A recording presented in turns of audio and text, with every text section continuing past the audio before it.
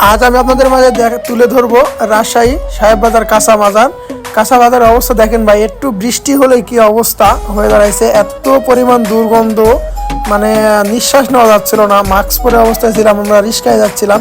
এতটুকু রাস্তা রিক্সাওয়ালা আমাকে বললাম পার করতে আমাকে কত টাকা নেবেন, যা টাকা নেবেন সেটাতে আমাকে পার করেন, আপাতত বিপদ থেকে উদ্ধার করেন ভাই।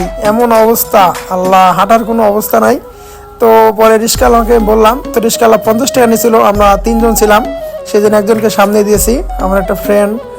আর দেখতেই পাচ্ছেন ভাই কি অবস্থা, মানুষ কেমনে কি করবে। একটু বৃষ্টি হয়েছে না, এই অবস্থা। সিটি কর্পোরেশনের লোকগুলা যে কোথায় কি করে আল্লাহ জানে। আর এত সুন্দর একটা ভিউ ছিল বৃষ্টির, মানে পরবর্তী মুহূর্তে যে ভিউটা আমার তো ভালো লাগছে, বাট মানে যে দুর্গন্ধটা, এটার জন্য ভিউটা একদম পুরাটা নষ্ট হয়ে গেছে ভাই। আকাশের ভিউটা অনেক সুন্দর ছিল।